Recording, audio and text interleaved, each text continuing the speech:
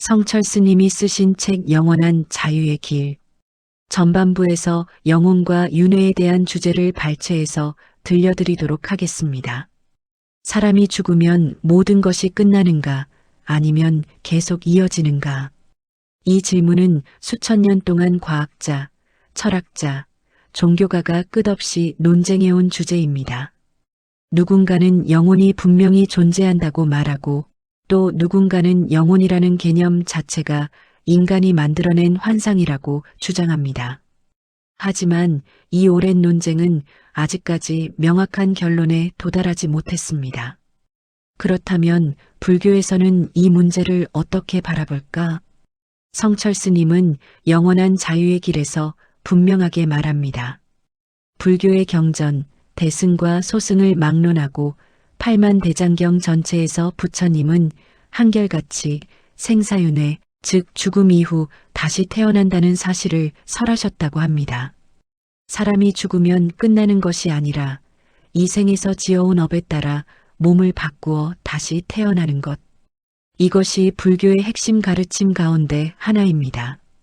하지만 많은 현대 학자들은 영혼이라는 존재 자체를 설명하지 못합니다. 눈으로 보지 못하고 실험으로 증명하기 어렵기 때문입니다. 그래서 어떤 이들은 부처님의 윤회 설법을 단지 방편이라 말하기도 합니다. 그러나 현대 정신과학과 다양한 사례 연구들은 오히려 윤회와 인과법칙이 실제함을 뒷받침하고 있습니다. 수많은 연구가 쌓이면서 윤회라는 개념이 점점 베일을 벗고 있는 것입니다. 성철 스님은 이렇게 말합니다. 불교를 믿는 사람이라면 그리고 수행을 통해 해탈을 바라고 또 누군가에게 부처님의 가르침을 전하고자 한다면 영혼과 윤회 문제를 올바로 이해해야 한다고. 윤회가 실제로 성립하는지, 인과법칙이 어떻게 작용하는지 정확히 알아야만 올바른 믿음과 행동이 가능하다는 뜻입니다. 잘못 알고 믿으면 수행의 방향도 흐트러지고 삶의 토대도 흔들립니다. 그래서 이 문제는 결코 가벼운 주제가 아닙니다. 오늘날 세계 여러 학자들은 윤회를 연구하고 있습니다. 특히 어린아이들이 전생을 기억하는 사례는 꾸준히 보고되고 있는데 이는 매우 객관적이고 과학적인 조사 방식으로 평가되고 있습니다. 아이들이 말하는 내용이 실제 역사적 사실과 정확히 일치하는 경우가 많기 때문입니다. 이런 사례는 단순한 상상이 아니라 과학적 검증을 통과한 것으로 학계에서도 무시할 수 없는 증거로 받아들여지고 있습니다. 성철 스님은 이처럼 전생과 윤회 문제는 단순한 믿음의 문제가 아니라 수행과 신앙의 토대를 이루는 중요한 진리라고 강조합니다. 윤회를 바로 알면 삶을 바라보는 눈이 달라지고 자신의 카머를 어떻게 만들어가야 할지도 분명해지기 때문입니다. 전생과 윤회 이야기를 들으면 많은 사람들은 막연히 신비롭다고 느끼지만 실제 사례를 자세히 들여다보면 단순한 상상이나 우연으로 치부할 수 없는 경우가 많습니다.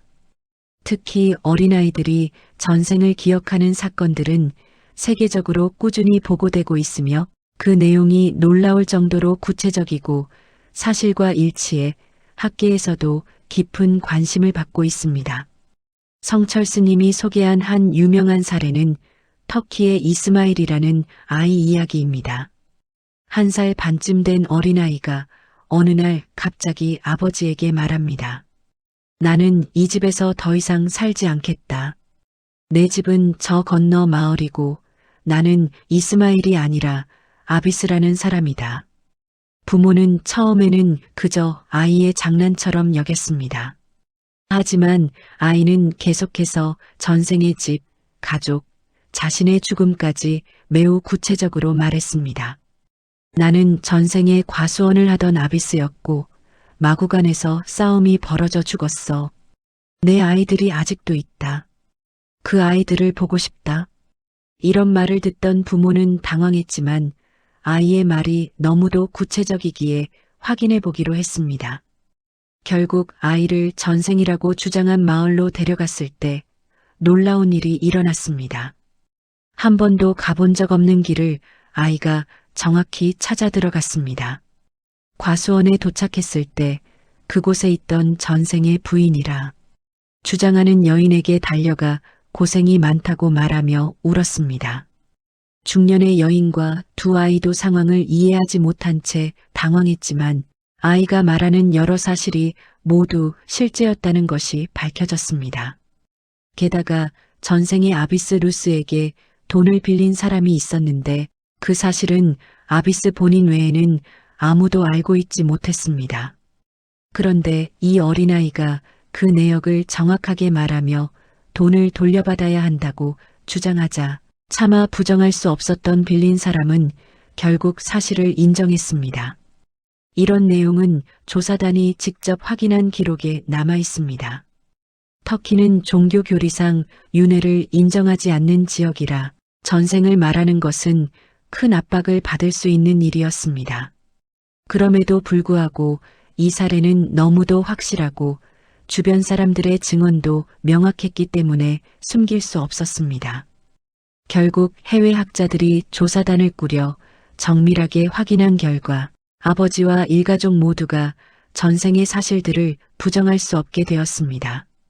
이와 비슷한 사례는 전 세계에 수천 건 있으며 학계에 정식 보고된 것만 해도 상당히 많습니다. 대부분의 아이들은 2~3살 무렵 전생을 이야기하다가 성장하면서 자연스럽게 잊어버리는 경우가 많습니다. 그 시기가 뇌의 발달과 맞물려 있기 때문에 오히려 아이의 말이 조작되었을 가능성이 더욱 낮다고 평가됩니다. 이러한 전생 기억 현상은 윤회가 단순한 종교적 믿음이 아니라 실증적 연구의 대상이 되고 있다는 것을 보여줍니다. 어린아이들이 가진 순수한 기억이 오히려 윤회의 실제성을 밝히는 중요한 단서가 되고 있습니다. 전생 기억 사례는 특정 지역이나 특정 문화권에 국한되지 않습니다. 불교 국가뿐 아니라 윤회를 믿지 않는 지역, 심지어 종교적으로 윤회를 금지하는 곳에서도 같은 현상이 나타납니다. 이 점은 윤회가 특정 종교의 상상이나 신앙의 결과가 아니라 인간 존재의 보편적 현상이라는 가능성을 높여줍니다. 스리랑카에서 보고된 유명한 사례가 있습니다. 태어난 지 겨우 3개월 된 쌍둥이 두 아이가 자꾸 전생 이야기를 했습니다. 아이들이 너무 어려 말을 제대로 할 수 없는 나이였기 때문에 더 큰 관심을 끌었습니다. 결국 학자들은 아이들이 말한 전생의 마을로 함께 가보았습니다. 그곳에서 학자들은 시험하기 위해 많은 주민들 가운데 전생이라 주장한 부모와 형제들을 섞어두었습니다. 그리고 쌍둥이에게 엄마와 아빠가 누구인지, 형제는 누구인지 찾아보라고 했습니다. 놀랍게도 두 아이는 주변 여러 명을 살펴보더니 단번에 정확한 사람을 찾아냈습니다. 그들은 이 사람이 아버지, 이 사람이 어머니라고 말하며 망설임 없이 다가갔습니다. 아이들이 골라낸 사람들은 정말로 전생에 아이들이 말했던 가족이었습니다. 3달 된 아기가 어떻게 모르는 사람들을 구분하고 그 가족에게만 안기는 행동을 할 수 있었을까요? 학자들은 실험을 여러 번 반복했지만 결과는 변함이 없었습니다. 이 사례는 지금도 전생 기억 연구에서 대표적인 자료로 인용되고 있습니다. 또 하나 흥미로운 사례는 다이빙을 했던 아이의 이야기입니다. 어떤 3살 남짓한 아이가 자신은 전생에 다이빙 선수였다고 자주 말했습니다. 사람들은 당연히 어린애의 상상이라고 생각했지만 조사단은 아이에게 실제로 다이빙을 해볼 수 있는지 물었습니다. 아이의 반응은 단호했습니다.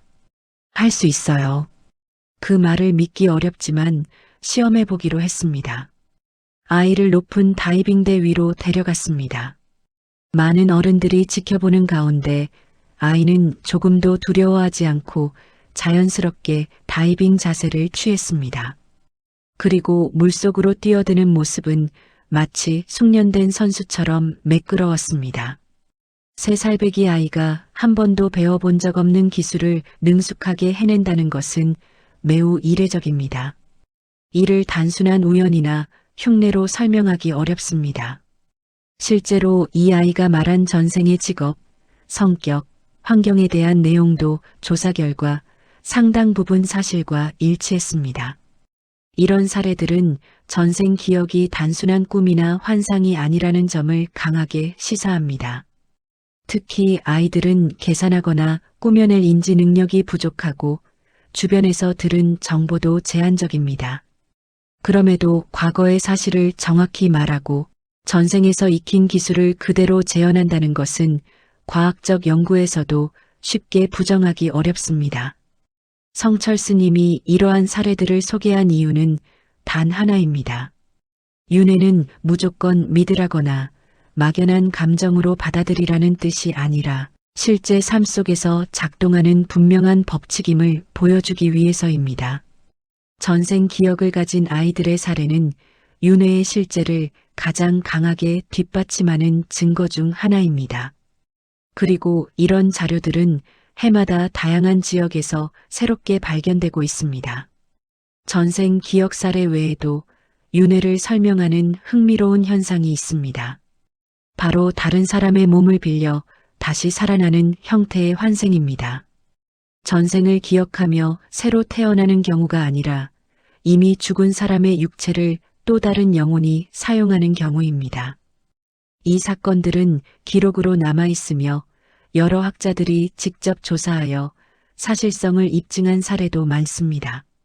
1916년 중국 신주일보에 실제로 보도된 사건이 있습니다. 산성 지역에서 살던 천씨 성을 가진 사람이 32세에 병으로 죽었습니다. 온 가족은 장례를 준비하고 매장하기 전 마지막 날이 되었습니다. 그런데 관 안에서 둔탁한 소리가 들리고 사람의 움직임이 느껴졌습니다. 깜짝 놀란 가족들이 관을 열어보니 죽은 줄 알았던 그 사람이 눈을 크게 뜨고 움직이고 있었습니다. 모두가 기뻐하며 달려들었지만 이상한 점이 한 가지 있었습니다. 그는 가족을 알아보지 못했을 뿐 아니라 말도 알아들을 수 없는 이상한 언어를 사용했습니다. 가까스로 종이와 붓을 주자 그는 글을 쓰기 시작했고 그 글은 중국인이 아니라 안남, 지금의 베트남 사람이 사용하는 언어였습니다. 조사해 보니 이 사람이 쓴 내용은 놀랍게도 이전 생에서 자신이 살았던 곳과 이름, 가족, 직업에 대한 것이었습니다. 그는 자신이 베트남에서 살았고 사고로 죽었으며 어떤 경로로인지 이 중국인의 몸에 깨어나게 되었다고 말했습니다. 즉, 본래의 천씨라는 사람의 영혼은 세상을 떠났고 그 빈 육체에 다른 영혼이 들어온 것입니다. 그를 계속 관찰한 사람들은 정신 이상이나 질병 증세가 없는 것을 확인했습니다. 그래서 북경대학에서도 데려가 정밀 검사를 했지만 모두 정상이라는 결론이 내려졌습니다. 결국 베트남으로 연락해 확인한 결과 그가 주장한 인물은 실제로 존재했고 같은 시기에 사망한 기록까지 확인되었습니다. 이 사건은 중국 정부에서도 공식적으로 기이한 사례로 인정했고 보상금을 지급할 정도로 유명해졌습니다. 이처럼 다른 몸을 빌려 살아나는 형태의 환생은 그저 전설이나 민간 이야기가 아니라 실제 언론 기록과 학술 자료에 남아있는 현상입니다. 전생 기억을 가진 아이들의 사례와는 달리 성인이 의식적으로 깨어있는 상태에서 자신의 전생을 주장하고 실제 사실과 일치하는 경우이기 때문에 학자들은 더욱 주목했습니다. 이런 사례는 인과 법칙과 윤회의 범위가 우리가 생각하는 것보다 훨씬 넓고 깊다는 것을 보여줍니다. 반드시 아기로 다시 태어나지 않아도 조건이 맞으면 다른 몸을 빌리는 형태로 이어지기도 한다는 점입니다. 성철 스님은 이러한 사건들이 단지 기이함을 전달하려는 것이 아니라 윤회라는 법칙이 다양한 방식으로 작용하고 있음을 보여주는 근거라고 설명합니다. 이런 사례들을 통해 우리는 윤회가 단순히 종교적 상상이나 믿음의 대상이 아니라 실제로 다양한 형태로 나타나는 삶의 현상임을 이해할 수 있습니다. 결국 윤회는 보이지 않는 세계의 법칙이지만 그 영향력은 우리의 삶 곳곳에 드러나고 있는 셈입니다. 전생 기억은 꼭 아이들에게만 나타나는 현상이 아닙니다. 현대 심리학과 정신과학에서는 최면을 이용해 사람의 무의식 깊은 곳에 접근하면서 놀라운 사실들을 발견했습니다. 그 중 하나가 연령 역행과 전생 회귀입니다. 성철 스님이 언급한 이 방법은 학계에서도 공식적으로 인정받는 심리치료 기법입니다. 연령 역행이란 최면 상태에서 사람의 정신 연령을 점점 과거로 되돌리는 것입니다. 예를 들어 지금 40세인 사람을 최면에 걸어 20세 시절로 되돌리고 다시 10세로 내려가게 하며 마지막에는 갓난아기 상태까지 내려가는 방식입니다. 실제로 많은 실험에서 최면 중인 사람은 말투, 행동, 감정까지 해당 시기의 모습으로 바뀝니다. 기억하지 못했던 어린 시절의 정보까지 정확히 말하는 경우도 많습니다. 그런데 여기서 더 놀라운 현상이 발생합니다. 사람을 최면으로 한 살까지 되돌린 후 그 이전에는 어디에 있었는가라고 묻는 것입니다. 아직도 태어나기 전 어머니 뱃속에 들어가기 이전의 시기입니다. 이 질문을 받은 사람들은 놀랍게도 전혀 다른 이름, 다른 주소, 다른 나라의 사람이라고 말하기 시작합니다. 그리고 그 정보가 실제로 존재했던 인물의 기록과 일치하는 경우가 매우 많습니다. 이것이 바로 전생 회귀입니다. 최면을 통해 무의식 깊은 층으로 내려가면 현재의 삶 이전의 기억이 나타나는 것입니다. 사람의 정신 상태를 의식, 잠재의식, 무의식으로 나누어 설명하는데 전생 기억은 바로 무의식 영역에 저장되어 있다고 봅니다. 프로이드는 잠재의식을 연구했지만 무의식의 깊은 세계에는 다가가지 못했습니다. 그러나 이후 많은 학자들이 최면을 이용해 무의식을 탐구하면서 전생 현상에 대한 자료를 쌓기 시작했습니다. 이 분야에서 큰 공을 세운 인물이 바로 로니 박사입니다. 그는 정신과 의사로 시작했지만 수많은 환자를 최면 치료하면서 전생 회귀가 꾸준히 나타난다는 사실을 확인했습니다. 처음에는 본인도 영혼이나 윤회를 믿지 않았습니다. 그러나 최면을 할 때마다 환자들이 전혀 연결되지 않는 시대와 장소를 정확하게 말하고 그 정보가 실제 기록과 맞아떨어지는 사례를 반복적으로 경험하면서 결국 연구로 방향을 바꾸었습니다. 그는 전생 회귀 자료 138건을 모아 책으로 출판했습니다. 이 자료는 단순한 주관적 기록이 아니라 모두 조사와 검증을 거친 것들입니다. 특히 전생의 죽음 원인이 현재의 병으로 이어지는 사례가 많은데 이는 현대 치료에도 중요한 힌트를 주었습니다. 예를 들어 물을 무서워하는 환자는 전생에 바다에서 익사한 경험이 있었고 높은 곳을 극도로 공포스러워하는 환자는 전생에 절벽에서 떨어져 죽었다는 기록이 있었습니다. 전생의 충격이 무의식 속에 남아 현재의 삶에 계속 영향을 미치고 있는 것입니다. 전생 회귀는 종교적 신념과 상관없이 심리치료의 한 기법으로 자리 잡아가고 있습니다. 그만큼 많은 학자가 실제 효과를 확인했고 수천 건의 사례가 검증되었기 때문입니다. 이 모든 과정은 윤회가 단순한 믿음이 아니라 정신과학적으로 접근 가능한 인간 의식의 구조라는 점을 보여줍니다. 성철 스님이 이러한 연구 사례들을 소개하는 이유는 분명합니다.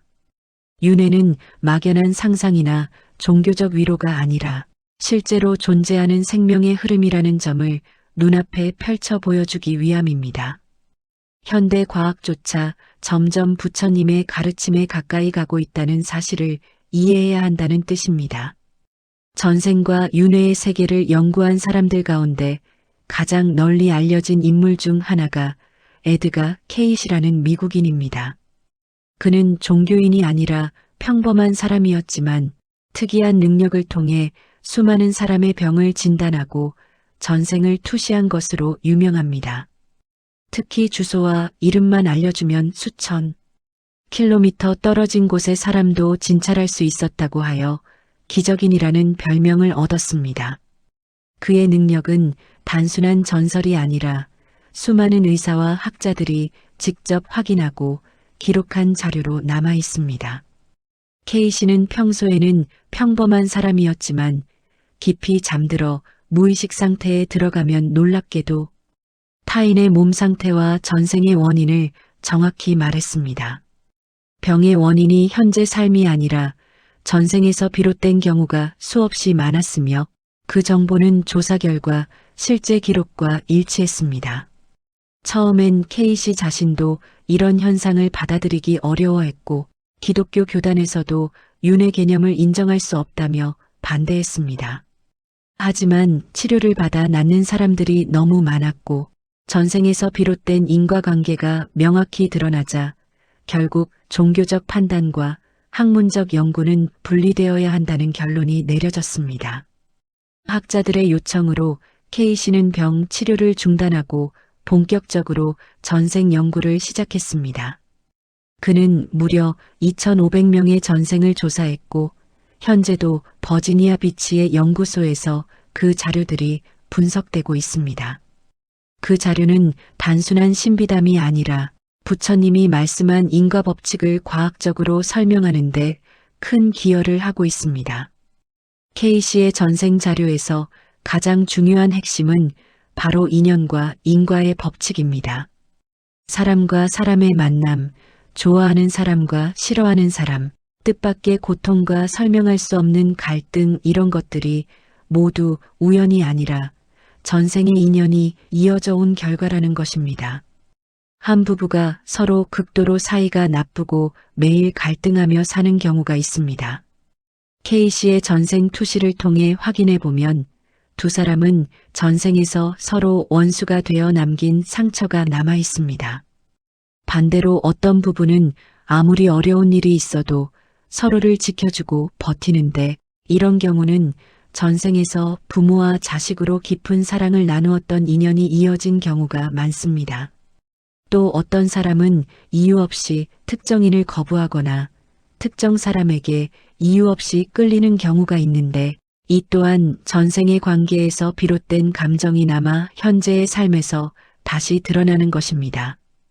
인간의 관계는 단순한 감정의 문제가 아니라 수많은 생을 거쳐 이어지는 인연의 묶음인 셈입니다. 더 놀라운 점은 성격과 외모, 체질조차 인과 법칙에 따라 이어진다는 것입니다. 성철스님이 인용한 말 가운데 유명한 내용이 있습니다. 남을 깔보며 교만하게 살았던 사람은 내생에 키가 작아져 항상 남을 올려다보며 사는 과보를 받는다. 이 말은 비유가 아니라 실제 인과의 구조를 설명하는 법문입니다. 마음의 업이 몸으로도 이어지는 것입니다. K씨의 자료는 이런 인과 구조가 실제로 존재한다는 것을 보여줍니다. 성격이 불같고 조급한 사람은 전생에서 그와 관련된 특정 업을 쌓은 경우가 많고 반대로 마음이 넓고 부드러운 사람은 오랜 생을 통해 자비와 인내를 닦아온 경우가 대부분입니다. 사람의 습성, 삶의 환경, 만나는 인연 모두가 우연이 아니라 인과 법칙 속에서 재생되는 것입니다. 결국 전생과 윤회는 단순한 믿음의 문제가 아닙니다. 부처님께서 3000년 전에 설한 인과 법칙을 현대 과학이 뒤늦게 발견하고 있을 뿐입니다. 성철스님은 부처님이 이미 다 밝혀주신 것을 과학이 이제 겨우 따라가고 있을 뿐이라고 말씀했습니다. 윤회를 이해한다는 것은 곧 삶의 방향을 이해하는 것입니다. 그리고 인과를 이해한다는 것은 지금의 모든 선택이 내 생의 삶까지 이어지고 있다는 사실을 깨닫는 것입니다. 전생과 윤회의 수많은 연구와 사례들은 결국 한 가지 공통된 결론으로 이어집니다. 바로 인과 법칙입니다. 부처님은 이 세상 모든 존재와 현상은 인과에 따라 일어나고 사라진다고 말씀하셨습니다. 선한 원인을 지으면 선한 결과가 오고 악한 원인을 지으면 그에 맞는 고통을 받는다는 단순하지만 절대적인 진리입니다. 이 인과 법칙을 바르게 이해하면 우리의 삶이 왜 이런 모습인지, 왜 어떤 사람은 유난히 평온하고 어떤 사람은 이유 없이 시련이 많은지, 왜 어떤 관계는 평생 마음이 편하고 어떤 관계는 설명할 수 없을 만큼 어렵기만 한지 모두 설명할 수 있습니다. 부처님께서는 이렇게 말씀하셨습니다. 전생의 일을 알고 싶다면 지금 내가 받은 것을 보아라. 내생의 일을 알고 싶다면 지금 내가 하는 일을 보아라. 이 말은 매우 간단하지만 윤회의 구조를 정확하게 드러냅니다.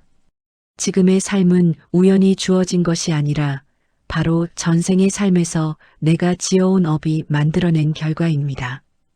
태어난 환경, 만난 가족, 겪는 문제, 타고난 성격까지 모두 인과의 흐름이 이어진 모습입니다. 예를 들어 누구는 노력하지 않아도 건강하고 평온한 삶을 살지만 또 누구는 아무리 정직하게 살아도 고통이 끊이지 않는 경우가 있습니다. 이 차이는 전생에서 쌓은 인과가 다르기 때문입니다. 착한 마음과 선행을 쌓아온 사람은 자연스럽게 평온한 삶을 받으며 타인을 해치거나 탐욕스럽게 살아온 사람은 그 업의 과보가 고통으로 돌아옵니다. 성철 스님은 이 법칙을 더욱 분명하게 설명합니다. 전생에 착한 사람은 반드시 금생에 행복하고 전생에 악한 사람은 금생에 반드시 불행하다. 이것은 종교적 표현이 아니라 존재의 구조를 그대로 드러낸 말입니다. 그리고 지금 우리가 하는 행동과 마음, 말과 습관은 모두 내생의 삶으로 이어지게 됩니다. 성철 스님은 자주 이렇게 말씀하셨습니다. 부처님께서 이미 밝혀놓으신 진리를 과학은 겨우 그림자의 끝을 더듬는 정도다. 사실 과학은 눈에 보이는 세계를 탐구하는 학문입니다. 실험과 증거를 통해 검증할 수 있어야 이론으로 인정받습니다. 하지만 윤회와 인과는 눈에 보이지 않는 마음의 세계, 의식의 흐름과 연결되어 있기 때문에 기존 과학의 방법으로는 접근하기가 어렵습니다. 그럼에도 불구하고 전 세계 연구자들이 수천 건의 사례를 축적하면서 기존의 과학적 기준만으로 설명할 수 없는 현상이 계속 등장하고 있습니다. 이를 통해 우리는 중요한 사실을 이해하게 됩니다. 과학이 아직 설명하지 못한다고 해서 그것이 존재하지 않는다는 뜻은 아니라는 점입니다. 과학은 인간의 지식이 닿는 범위 안에서만 설명할 수 있는데 의식과 생명의 구조는 그보다 훨씬 넓기 때문입니다. 전생을 기억하는 아이들이 말한 정보가 실제 기록과 정확히 일치하고 이미 죽은 사람의 몸이 다른 영혼의 의식으로 다시 깨어나기도 하며 최면을 통해 전혀 알 수 없는 시대와 장소를 말하는 사람들이 기록과 맞아떨어지는 현상. 이런 사례들은 우연이라는 말로는 도저히 설명되지 않습니다. 그리고 그 모든 현상을 가장 명확하게 설명하는 것이 바로 부처님이 설하신 인과와 윤회입니다. 여기서 중요한 것은 윤회가 있다고 해서 우리가 겁을 먹거나 숙명론처럼 모든 것이 정해져 있다고 생각할 필요가 없다는 점입니다. 윤회는 어디까지나 인과의 결과일 뿐이며 지금 이 순간 우리가 짓는 업에 따라 미래는 바뀝니다. 즉, 지금의 마음이 내 생을 만들고 지금의 삶이 그 다음 생의 씨앗이 되는 것입니다. 과학이 발전할수록 마음의 세계와 의식의 흐름에 대한 연구가 더 깊어지고 그 과정에서 부처님의 가르침과 점점 더 가까워지고 있다는 사실은 매우 의미 있습니다. 마음이라는 것은 단순한 뇌의 작용이 아니라 수많은 생을 이어가는 연속성 그 자체임을 조금씩 밝히고 있기 때문입니다. 성철 스님은 말합니다. 부처님을 믿는 사람은 이해되는 것만 믿고 나머지는 버리려 해서도 이해되지 않는다고 의심해서도 안 된다. 스스로 깨칠 수 있도록 마음을 닫고 배운 것을 삶에 비추어 보면 어느 순간 의심이 사라질 것이다. 윤회와 인과는 멀리 있는 진리가 아닙니다. 이미 우리의 삶 속에 드러나 있으며 마음의 방향을 바꾸기만 해도 그 작용이 즉시 나타납니다. 과학이 조금씩 그 근처까지 다가오고 있을 뿐 진리는 늘 이 자리에 있었습니다. 윤회와 인과 법칙은 결코 먼 철학 이야기가 아닙니다. 우리가 매일 부딪히는 삶의 문제들, 마음의 갈등, 관계 속에서 느끼는 기쁨과 괴로움 올 어부 디즈아 실제로 인과의 흐름 속에서 나타나는 현실입니다. 그래서 이 진리를 바르게 이해하면 삶을 훨씬 더 가볍고 지혜롭게 살아갈 수 있습니다. 성철스님은 말합니다. 윤회를 모르면 삶이 혼란하고 인과를 알면 마음이 흔들리지 않는다. 이 말의 의미를 조금 더 풀어보면 지금 내가 겪는 모든 일은 우연이나 운명의 장난이 아니라는 뜻입니다. 전생에서 짓고 쌓아온 마음의 흔적들이 현재의 삶에서 형태를 바꾸어 나타나고 있을 뿐입니다. 이 사실을 깊이 이해하기 시작하면 삶이 편안해집니다. 왜냐하면 남을 탓할 일이 줄어들기 때문입니다. 불행이 찾아와도 왜 나에게 이런 일이라고 원망하지 않고 대신 내가 지은 원인이 있었겠지라고 바라보며 마음을 가라앉힐 수 있습니다. 이것은 체념이나 포기가 아니라 인과를 정확히 이해한 사람에게서 나타나는 지혜로운 태도입니다. 또한 윤회를 이해하게 되면 지금의 선택이 훨씬 소중해집니다. 오늘의 한 생각, 한 말, 한 행동이 내 생을 만들기 때문입니다. 말 한마디도 함부로 내지 않게 되고 작은 선행이라도 귀하게 느껴집니다.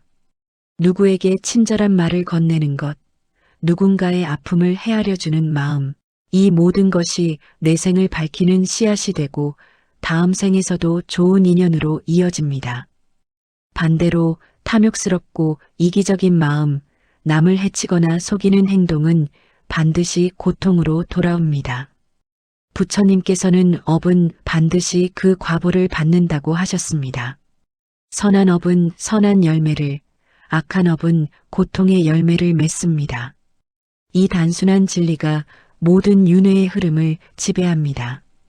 또 하나 중요한 점은 인과 법칙은 단순히 개인에게만 적용되는 것이 아니라는 것입니다. 가족 간의 인연, 친구와의 관계, 심지어 직장, 공동체, 사회 전체의 흐름도 인과가 얽혀 있는 결과입니다. 그러므로 지금의 인연들을 소중히 대하는 것이 바로 인과를 바르게 쓰는 방법입니다. 어떤 인연이든 이유 없이 만나는 것은 없습니다. 좋은 인연은 보답의 기회로, 어려운 인연은 갚아야 할 인연으로 받아들일 수 있다면 마음의 갈등이 크게 줄어듭니다.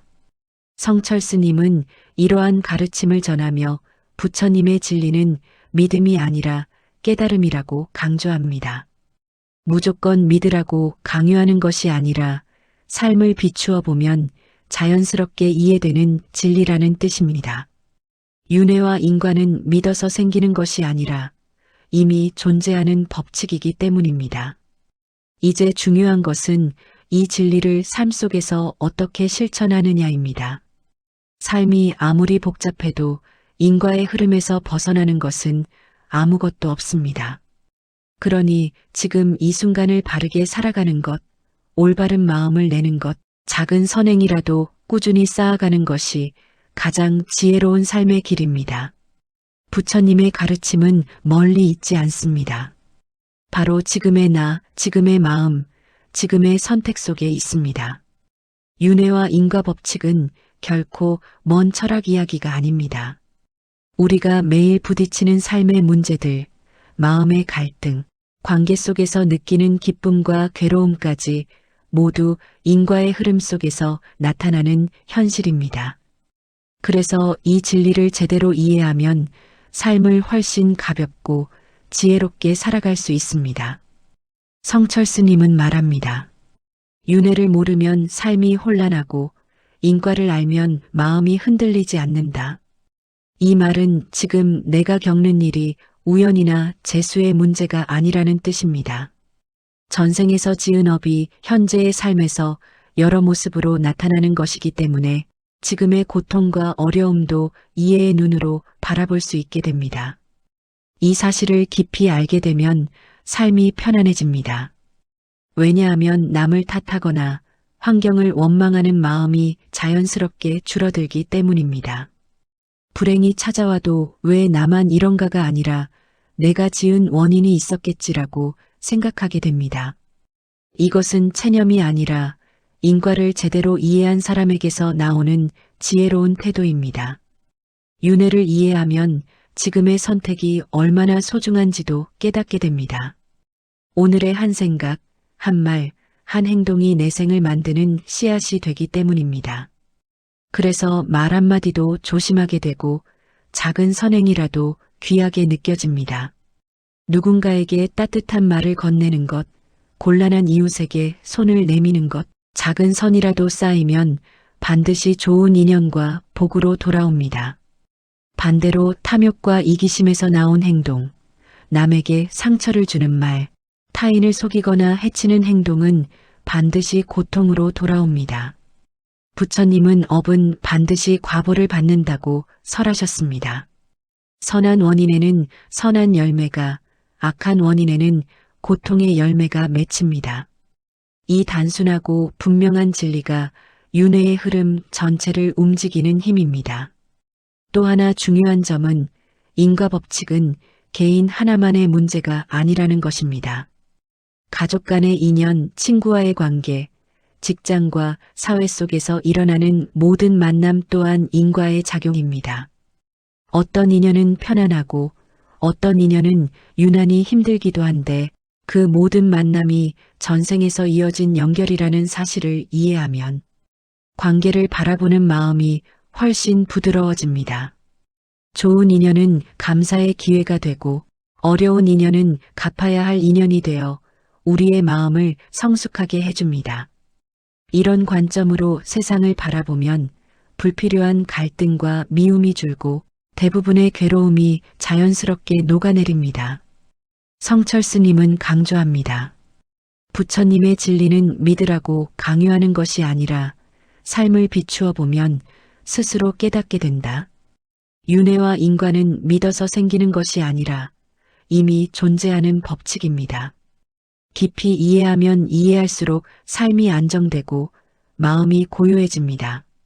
결국 중요한 것은 이 진리를 삶 속에 어떻게 실천하느냐입니다. 지금의 선택이 내 생을 만들고 지금의 마음이 다음 생의 모습이 됩니다. 그러므로 지금 이 순간을 바르게 살고 작은 선행이라도 꾸준히 쌓아가는 것이 가장 지혜롭고 가장 확실한 수행입니다. 부처님의 가르침은 멀리 있지 않습니다. 바로 지금의 나, 지금의 마음, 지금의 선택 속에 있습니다. 윤회와 인과의 법칙은 단순히 과거와 미래의 이야기를 들려주는 것이 아닙니다. 이 진리를 바르게 이해하면 지금 이 순간의 마음을 어떻게 써야 하는지가 분명하게 보입니다. 그래서 성철 스님은 언제나 윤회를 아는 사람은 마음을 함부로 쓰지 않는다고 강조하셨습니다. 윤회는 끝없는 흐름입니다. 지금의 마음이 내일의 마음을 만들고 지금의 선택이 다음 생의 삶을 결정합니다. 그렇기 때문에 마음을 관리하는 일은 가장 중요한 수행의 시작이 됩니다. 우리 삶에서 일어나는 많은 고통은 순간의 감정에서 비롯됩니다. 화를 참지 못한 한마디가 평생의 상처가 되기도 하고 탐욕에서 나온 작은 선택이 오랫동안 괴로움의 씨앗이 되기도 합니다. 반대로 따뜻한 한마디가 인생의 인연을 바꾸기도 하고 작은 선행이 큰 복과 기회를 가져오기도 합니다. 윤회의 진리를 깊이 이해한 사람은 모든 순간을 가볍게 넘기지 않습니다. 말을 할 때도, 마음을 움직일 때도, 행동을 할 때도 이것이 내 마음에 어떤 흔적을 남길까를 먼저 생각합니다. 이러한 마음가짐 자체가 수행이며 이런 삶의 태도가 바로 내생을 밝히는 불씨가 됩니다. 그리고 가장 중요한 것은 지금의 나를 탓하지 않는 것입니다. 많은 사람들은 현재의 고통을 자책하며 스스로를 괴롭힙니다. 하지만 성철 스님은 말합니다. 현재는 이미 과거업의 과보이니 원망도 후회도 길이 되지 못한다. 중요한 것은 지금부터 어떤 마음을 지어갈 것인가 하는 점입니다. 지금 이 순간에 선한 마음을 내는 것이 수행이고 지금 남을 돕는 것이 복을 짓는 길이며 지금 욕심을 내려놓는 것이 바로 해탈의 첫걸음입니다. 윤회를 아는 사람은 남을 미워하기보다 이해하려 합니다. 왜냐하면 모든 인연은 과거에서 온 흐름이기 때문입니다. 지나친 미움은 또 다른 악업을 만들고 용서와 자비는 인연을 정화하고 다음 생의 삶을 밝힙니다. 이렇게 마음을 쓰는 방식 하나하나가 삶 전체를 바꾸는 큰 힘을 지니고 있습니다. 그리고 또 하나 중요한 것은 윤회와 인과를 이해한다고 해서 운명에 끌려가는 삶을 살라는 뜻이 아니라는 점입니다. 오히려 지금의 마음이 미래를 바꿀 수 있기 때문에 윤회를 아는 사람은 더욱 능동적으로 살아갑니다. 말을 조심하고 행동을 바로 하고 누군가를 도우려는 마음을 꾸준히 일으키는 이유가 바로 여기에 있습니다. 성철 스님은 말합니다. 미래는 정해진 것이 아니라 지금 짓는 업이 쌓여 이루어진다. 이 말은 우리에게 큰 희망을 줍니다. 과거가 어떠하든 지금부터 새롭게 만들어갈 수 있으며 지금의 작은 선행 하나가 수많은 생에 걸친 복으로 돌아온다는 뜻이기 때문입니다. 윤회의 진리를 안다는 것은 이제 더 이상 무심하게 살지 않겠다는 다짐과도 같습니다. 마음을 헛되이 쓰지 않고 인연을 소중히 여기며 말과 행동을 조심하고 지금의 순간을 무겁고도 아름답게 살아가는 태도입니다. 윤회와 인과의 진리를 이해하면 삶에서 일어나는 모든 일이 더 이상 막연하거나 두렵지 않습니다. 왜 태어났는지, 왜 이런 환경 속에 있는지, 왜 특정한 사람들과 얽히는지 이런 물음에 대한 답이 자연스럽게 드러나기 때문입니다. 성철 스님이 강조하신 것도 바로 이 점입니다. 진리를 알면 삶의 고통이 줄어들고 마음은 본래의 고요한 자리를 되찾게 됩니다. 그러나 윤회를 이해하는 것만으로는 부족합니다. 그 윤회를 벗어나 자유에 이르기 위해서는 수행이 필요합니다. 윤회는 인과의 흐름에서 비롯되지만 부처님은 그 흐름을 끊고 벗어나는 길까지도 분명하게 보여주셨습니다. 그 길이 바로 마음을 비추고 번뇌를 조복하며 인연을 맑히는 수행입니다. 부처님께서는 윤회를 바퀴에 비유하셨습니다. 선업과 악업이 돌고 돌며 생을 옮겨가는 과정은 마치 바퀴가 계속 회전하는 것과 같다고 하셨습니다. 그 바퀴를 멈추는 길은 바퀴의 움직임을 이해하고 그 중심을 꿰뚫어 보는 데에서 시작됩니다. 즉, 인과를 이해하고 마음을 잘 다스리면 윤회의 흐름을 넘어설 수 있다는 가르침입니다. 윤회의 흐름은 인연의 끈으로 이루어져 있습니다. 좋은 인연은 복이 되고 나쁜 인연은 고통이 됩니다. 그러나 인연은 고정된 것이 아니라 우리의 마음이 변하면 인연도 함께 바뀝니다.